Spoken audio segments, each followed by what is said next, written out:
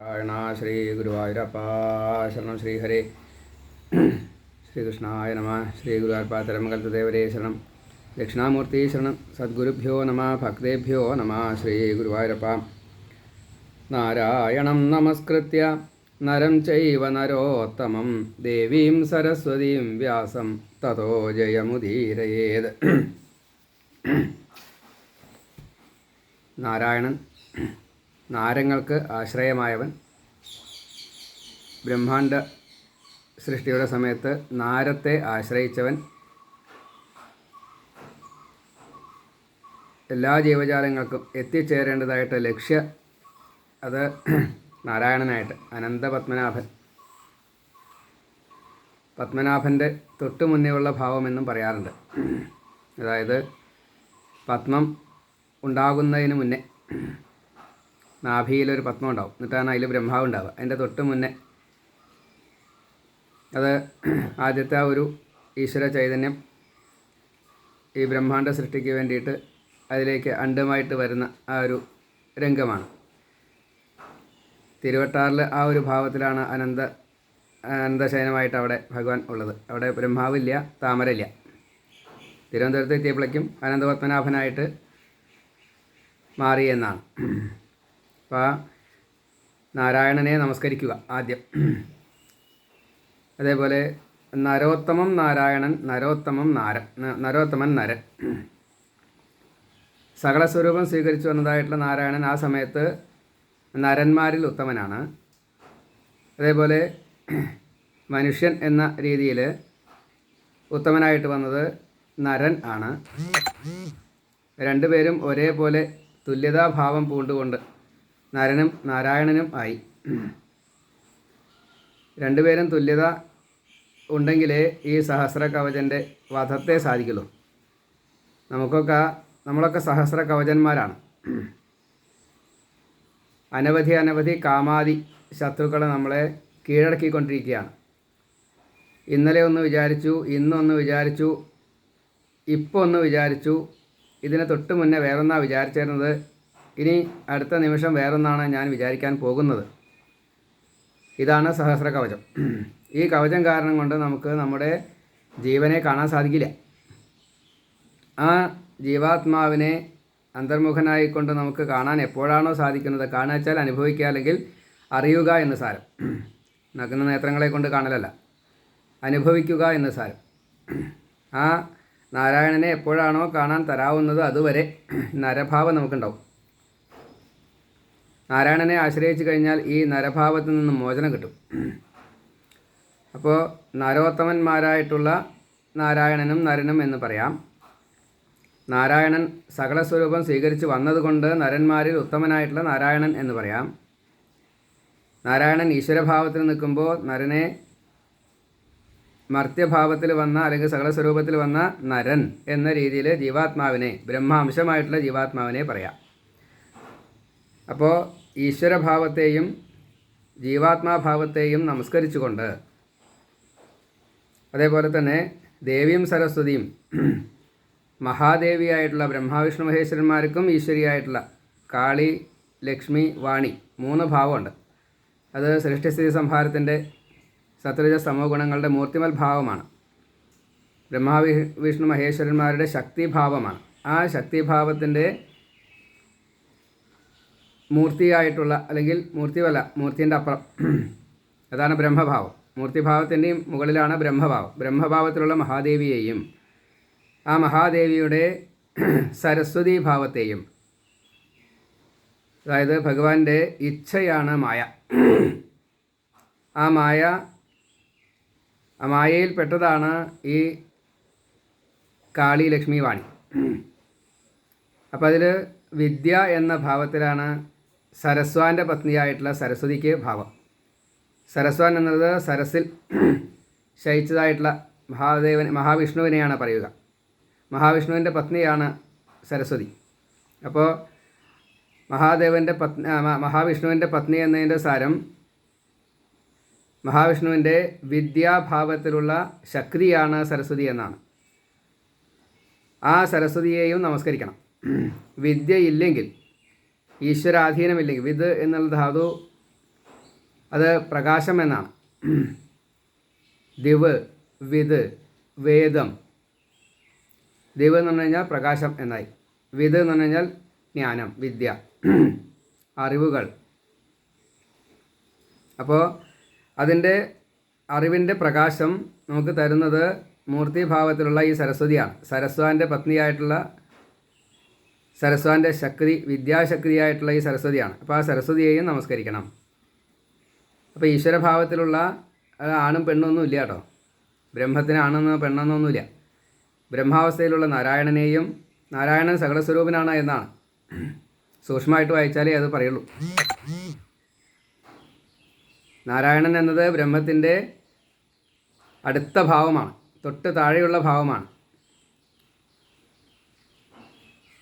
നമ്മളൊരു ഈശ്വര സങ്കല്പത്തിൽ വരുമ്പോൾ തന്നെ ദേവി എന്നത് ബ്രഹ്മം അതിൻ്റെ തൊട്ട് താഴെയാണ്. ബ്രഹ്മത്തിന് സ്ത്രീലിംഗമില്ല, പുല്ലിംഗമില്ല, അല്ലെങ്കിൽ അതിന് യാതൊന്നുമില്ല, അല്ലെങ്കിൽ എല്ലാം ഉള്ളത്, അപ്രമേയം. നിറമില്ല, നിറം അതിലുണ്ട്, ഇല്ലാണ്ടല്ല. ഇത്ര ഇത്ര ഇത്ര എന്ന് പറയാൻ സാധിക്കില്ല എന്ന് സാരം. അളക്കാൻ പറ്റില്ല, തൂക്കം പറ്റില്ല, നിറം പറ്റില്ല, രുചി പറ്റില്ല, ഒന്നും പറ്റില്ല, അഗോചരം. അതാണ്. അങ്ങനെയുള്ള രണ്ട് ഭാവത്തിലും, ഇങ്ങോട്ട് വന്ന ഭാവത്തിൽ രണ്ട് ഭാവത്തിലും നമ്മൾ എടുക്കണമെന്നാണ്. അതുകൊണ്ടാണ് നാരായണനെയും മഹാദേവിയെയും എടുക്കണമെന്ന് പറഞ്ഞത്. അതിൻ്റെ അടുത്ത ഭാവമാണ് വിദ്യയാകുന്ന സരസ്വതി ദേവിയെ. അതിൻ്റെ മർത്യഭാവത്തിനെയാണ് നരം എന്ന് പറഞ്ഞത്. അതിനുശേഷം വ്യസിച്ചതായിട്ടുള്ള വ്യാസനെ, അതും അവതാരം തന്നെയാണ്. എന്താണ് വ്യസിച്ചത്? ഈ സരസ്വതി ഭാവത്തെയാണ് വ്യസിച്ചത്, വേദത്തെയാണ് വ്യസിച്ചത്, വിന്യസിച്ചത് എന്ന് സാരം. വ്യാസം ചെയ്തത്. വേദം ഒന്നേ ഉണ്ടായിരുന്നുള്ളൂ. 100 കോടി ഗ്രന്ഥങ്ങളെക്കുറിച്ച്, 100 കോടി ഗ്രന്ഥങ്ങളോട് കൂടിയിട്ട് ഭഗവത് തത്വങ്ങളെ, അതായത് ഭഗവാൻ ബ്രഹ്മം എന്നുള്ള അർത്ഥത്തിൽ ഒരു ബ്രഹ്മാണ്ടത്തിലേക്ക് ഭഗവാന്റെ ചൈതന്യത്തെ ഇങ്ങോട്ട് കൊടുക്കുമ്പോൾ അതാണ് ഭഗവത് തത്വം. അതിനെയാണ് ഭഗവത് തത്വം എന്ന് പറയാം.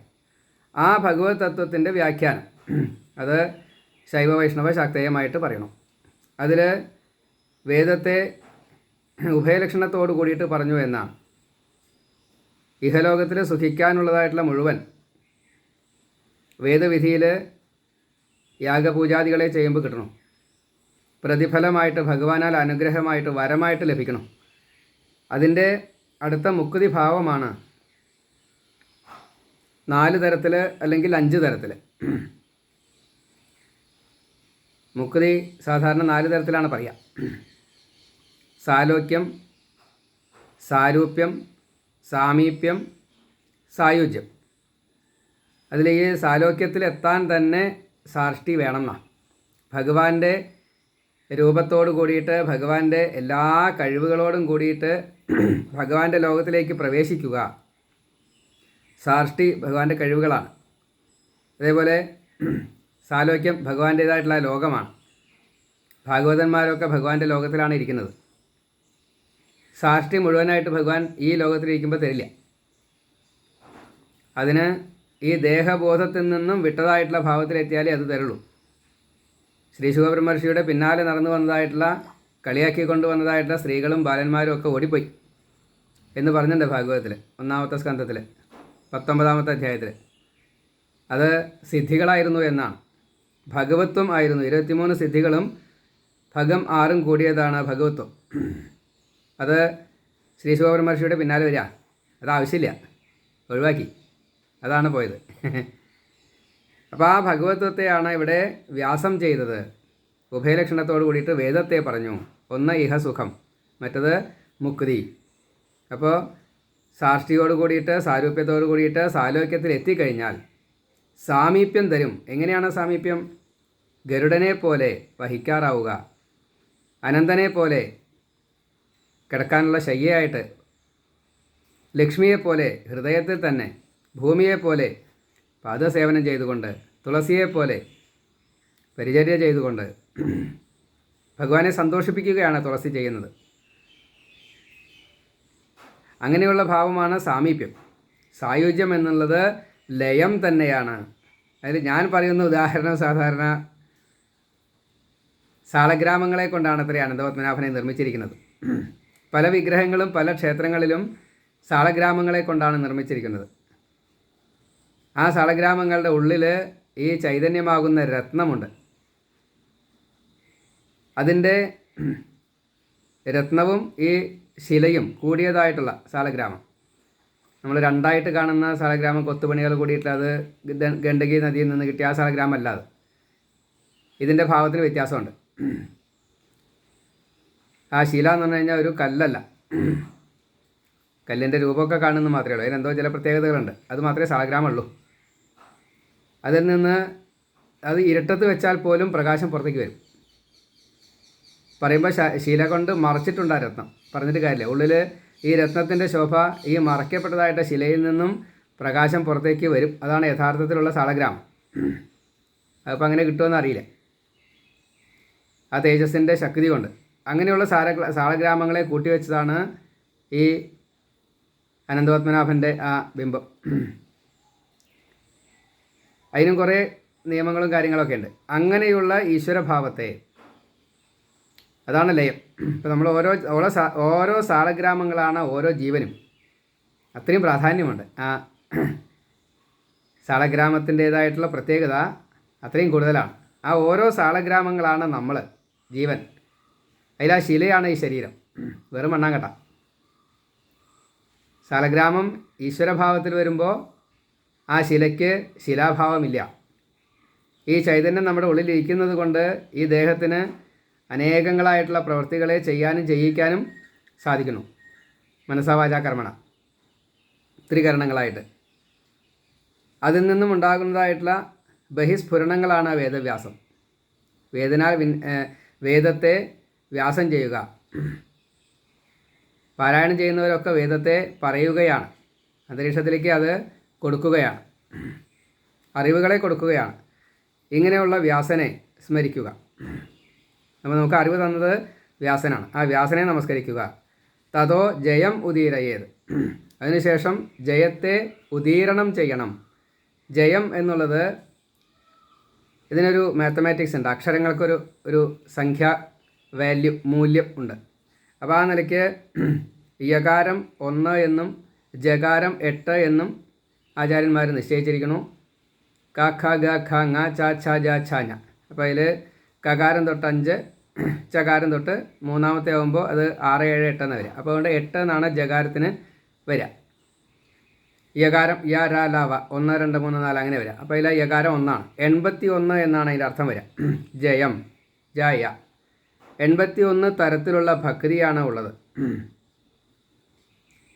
ശ്രവണം, കീർത്തനം, വിഷ്ണോഹോ സ്മരണം, പാദസേവനം, അർച്ചനം, വന്ദനം, ദാസ്യം, സഖ്യം, ആത്മനിവേദനം. ഇങ്ങനെയുള്ള നവതാഭക്തികളെ ഉത്തമഭക്തിയായിട്ടും മധ്യമഭക്തിയായിട്ടും പ്രാകൃതഭക്തിയായിട്ടും ഗുണിക്കുമ്പോൾ കിട്ടുന്നത് 9, 3, 27. അതിൻ്റെ ഈ 9-നും 3 ഭാവങ്ങളുണ്ടാവും. ഈ 27-നും 3 ഭാവങ്ങളുണ്ടാവും. അത് സത്വരജസ്തമോ ഗുണങ്ങൾ എടുക്കുമ്പോൾ സാത്വിക ഭക്തി, രാജസഭക്തി, തമോ ഗുണഭക്തി. അപ്പോൾ ഈ 27-നെ 3 കൊണ്ട് പെരുക്കുമ്പോൾ 81 കിട്ടുക. ഇങ്ങനെ 81 തരത്തിലുള്ള ഭക്തിയെ ഉപയോഗിച്ച് കഴിഞ്ഞാൽ നമുക്ക് ജയിക്കാൻ സാധിക്കും. ഈ 81 തരത്തിലുള്ള ഭക്തികളെ കൊണ്ട് യജിച്ച് കഴിഞ്ഞാൽ യജ്ഞം, യാജ്ഞികൻ, നാമയജ്ഞം, ഭാഗവത സപ്താഹയജ്ഞം, ജ്ഞാനയജ്ഞം. ഭാഗവത സപ്താഹയജ്ഞം എന്ന് പറഞ്ഞു കഴിഞ്ഞാൽ ജ്ഞാനയജ്ഞമാണ്. ഈ ജ്ഞാനയജ്ഞത്തെ ആരാണോ ചെയ്യുന്നത് അവർക്ക് ജയിക്കാൻ സാധിക്കും. ജയം എന്നുള്ള ഈ വാക്ക് ഇവിടെ ഉപയോഗിച്ചത് ഈ ശ്ലോകം ഭാരതത്തിലെയാണ് എന്ന് ആചാര്യന്മാർ സ്മരിക്കാറുണ്ട്. അവിടെ ജയം എന്നുള്ളത് ഈ ഭൗതികതയെ മുഴുവൻ, ഈ പ്രപഞ്ച വിഷയങ്ങളെ മുഴുവൻ ജയിക്കാൻ ഈ 81 തരത്തിലുള്ള ഭക്തികളെ കൊണ്ട് ഭഗവാനെ യജിക്കുകയാണ് വേണ്ടത്, ഉപാസിക്കുകയാണ് വേണ്ടത് എന്ന് നിയമം. അപ്പോൾ ഈ ശ്ലോകം എല്ലാ പുരാണങ്ങളിലേക്കും ചേർത്തു. ഭാരതത്തിലുള്ള ശ്ലോകം ഇതിൽ ഇട്ടു എന്നും ഇതിലത്തെ ശ്ലോകം ഭാരതത്തിലിട്ടു എന്നും അത് തർക്ക വിഷയം, അത് നമുക്ക് തർക്കിക്കേണ്ട ആവശ്യമില്ല. ഭാഗവതത്തിൽ വേറൊരു ശ്ലോകം കൂട്ടിച്ചേർത്തിട്ടില്ല എന്നും മറ്റുള്ള എല്ലാ പുരാണങ്ങളിലും ഇതിഹാസങ്ങളിലും മറ്റുള്ള എല്ലാറ്റിലും സ്മൃതികളിലായാലും ഒക്കെ ചേർക്കപ്പെട്ടിട്ടുണ്ട് എന്നും മഹാചാര്യന്മാർ പറയാറുണ്ട്. സാധാരണ ആചാര്യന്മാരല്ല, മഹാചാര്യന്മാർ പറയാറുണ്ട്. അപ്പോൾ അതിൻ്റെ അർത്ഥത്തിൽ ഈ ഭാഗവതത്തിൽ ചേർത്തതിൻ്റെ ശേഷമാണ് അത് വന്നപ്പോൾ ഇതിന് ഇങ്ങനെ ഒരു അർത്ഥമുണ്ടല്ലോ, അതുകൊണ്ട് ഭാരതത്തിൽ അത് വേണം എന്ന് അങ്ങോട്ടും കൊണ്ടുപോയി. എല്ലാ പുരാണങ്ങളിലും ഉണ്ട്. അത്ര പ്രാധാന്യമുണ്ട് ഈ ശ്ലോകത്തിന്.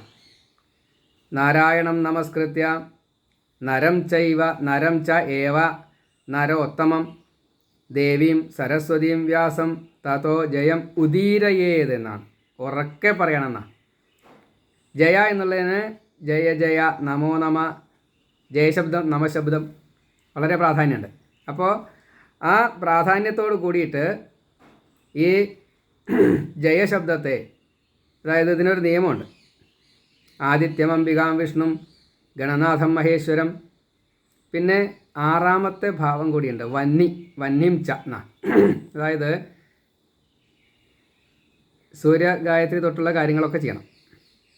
സൂര്യനെ സ്മരിക്കണം, ശിവപാർവതിമാരെ സ്മരിക്കണം, പ്രകൃതി പുരുഷന്മാരെ സ്മരിക്കണം, വിഷ്ണുവിനെ സ്മരിക്കണം, ലക്ഷ്യപ്രാപ്തി അവിടേക്കാണ് വേണ്ടത്. അതുകൊണ്ട് വിഘ്നം വരാതിരിക്കാൻ വിഘ്നേശനെ, ഗണപതിയെ, ഗണാനാംപതി ഗണപതി,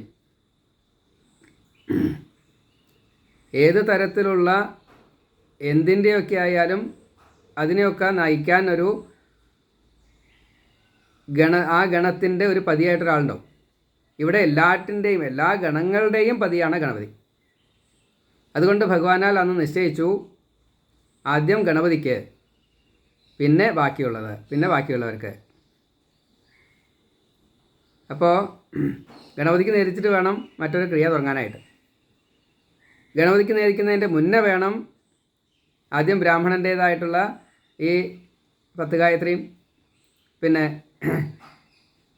ബ്രഹ്മാവിഷ്ണു മഹേശ്വരന്മാരെ, ബ്രഹ്മാവിനെ നമ്മൾ അങ്ങനെ പറയാറില്ല എങ്കിലും ശാക്തേയമായിട്ട് ശൈവ വൈഷ്ണവ ശാക്തേയമായിട്ട്, അതാണ് ശിവപാർവതിമാരും ഈ വിഷ്ണുവിനെയും. അപ്പോൾ ആദിത്യനെയും വേണം, ഈ ശൈവ വൈഷ്ണവ ശാക്തേയന്മാരെയും വേണം, ശാക്തേയവും വേണം, ഒപ്പം ഗണപതി വേണം. ഇങ്ങനെ 5. എന്നാലേ നമുക്ക് എന്ത് കിട്ടുള്ളൂ? കർമാധികാരം കിട്ടുള്ളൂ.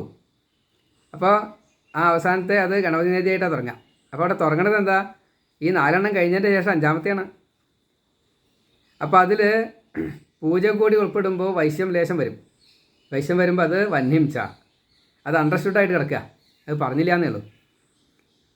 അതിന് ശേഷം വേണം എന്ത്? നാമജപ കീർത്തനാദികൾ.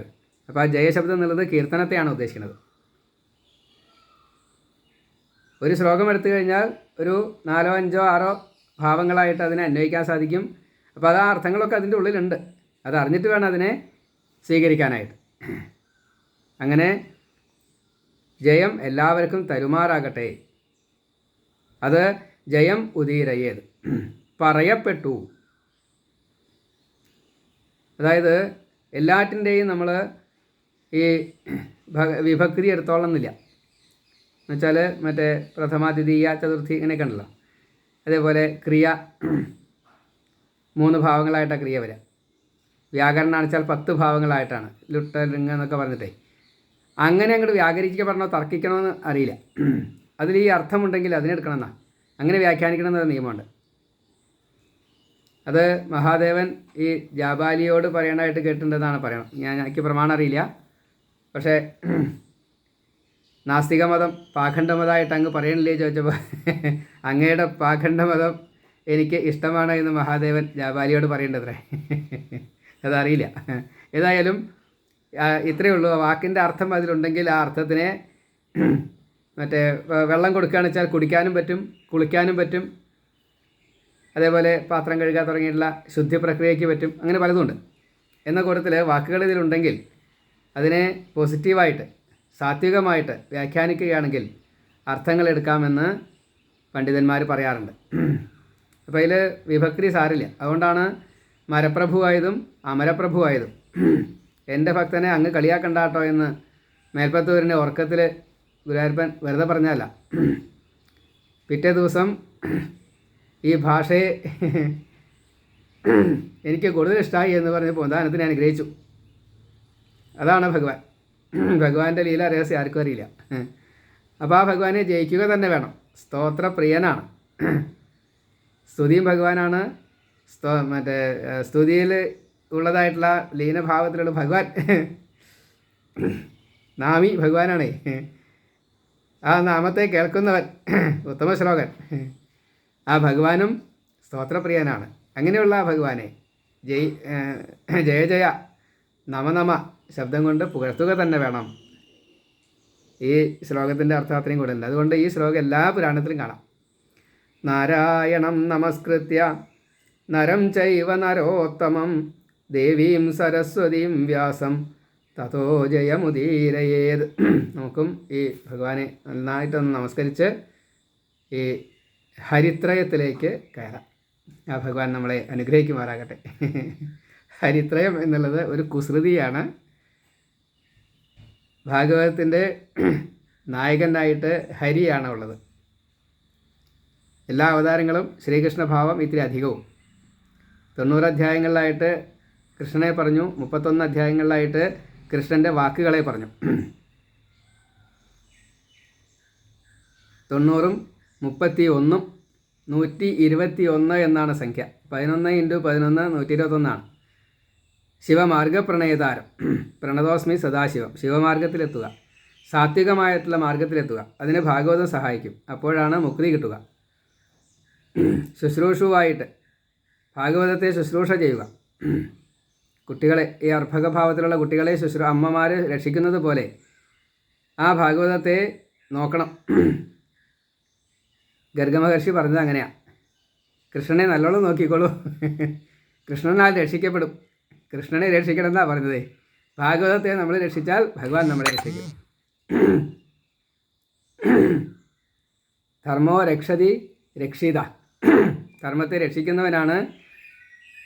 ധർമ്മം ആ രക്ഷിക്കുന്നവനെ രക്ഷിക്കുക, ഭക്തനെ രക്ഷിക്കുക. അപ്പോൾ അതിന് നമുക്ക് സാധ്യമാകുമാറാകട്ടെ. എല്ലാ ഈശ്വരന്മാർക്കും നമസ്കാരം. ഇപ്പോൾ പറഞ്ഞില്ല, ഹരിത്രയം എന്ന് പറഞ്ഞു, നായകനെ പറഞ്ഞു. ഇനി രചിച്ചത് ഞാൻ വടശ്ശേരി ഹരി. അതേപോലെ ഇത് പാരായണം ചെയ്യുന്നത് മഞ്ഞപ്പറ്റ ഹരിയേട്ടൻ. അപ്പോൾ ഞങ്ങൾ ഹരിത്രയം ആയിട്ട് എല്ലാ ഭക്തന്മാർക്കും ഭാഗവതത്തിലെ ഈ സംഗ്രഹം ആയിട്ട് പറഞ്ഞിട്ടുള്ള ഓരോ അധ്യായങ്ങളെയും തരാൻ പോകുന്നു. അത് സ്വീകരിക്കണേ എന്ന് വിനീതമായിട്ട് പ്രാർത്ഥിച്ചുകൊണ്ട് നിർത്തുന്നു. ഞാൻ വടശ്ശേരി ഹരിനമ്പൂതിരി. 9048039304 എൻ്റെ ഫോൺ നമ്പർ. എല്ലാവരും എൻ്റെ ഭാഗവതം സംജ്ഞാസംഗ്രഹവും രാമായണം ബാലഭാഷിതവും ദേവീ മാഹാത്മ്യം കഥോപാസനയും ഭദ്രകാളി മാഹാത്മ്യം കഥയും ദാരുകവധം കഥയാണ്, അതും വാങ്ങി വായിക്കണമെന്ന് വിനീതമായിട്ട് പ്രാർത്ഥിക്കുന്നു. 1200 രൂപയാണ് ഇപ്പോൾ അതിന് ഞാൻ വാങ്ങുന്നത്. അത് ലളിതമായിട്ടുള്ള ഭാഷയിൽ കാകളി വൃത്തത്തിലാണ് എഴുതപ്പെട്ടിരിക്കുന്നത്. നല്ലവണ്ണം മനസ്സിലാവും. എല്ലാവരും വാങ്ങി വായിക്കണം. 1000 രൂപ എന്ന് പറഞ്ഞു കഴിഞ്ഞാൽ സാധാരണക്കാർക്ക് അത്ര വലിയൊരു പ്രയാസമുണ്ടെന്ന് തോന്നില്ല. 30 ദിവസത്തിന് വേണ്ടിയിട്ട് ചിലവാക്കുന്ന സംഖ്യകൾ ആലോചിച്ച് നോക്കുമ്പോൾ ഒരു കൊല്ലത്തിൽ ഇത്രയും കൂടുതൽ സംഖ്യ ചിലവാക്കുന്നതിന് കൂട്ടത്തിൽ 1000 രൂപയാണ് ചിലവാക്കി വിചാരിച്ചുകൊണ്ട് നഷ്ടം വരില്ല എന്നാണ് സ്വാനുഭവമുള്ള എൻ്റെ വിനീതമായിട്ടുള്ള അഭിപ്രായം. അതിനെ സ്വീകരിക്കണമേ എന്ന് പ്രാർത്ഥിച്ചുകൊണ്ട് വീണ്ടും വീണ്ടും ഭക്തന്മാരുടെയും ഭഗവാന്മാരുടെയും ഗുരുകാരണവന്മാരുടെയും പിതൃക്കളുടെയും സർവോപരി സർവേഭ്യോ നമ ഭക്തേഭ്യോ നമ. ശ്രീ തിരുമംഗലത്തെ ദേവരേ ശരണം. ഗുരുവായൂരപ്പ. നാരായണ നാരായണ നാരായണ നാരായണ നാരായണ.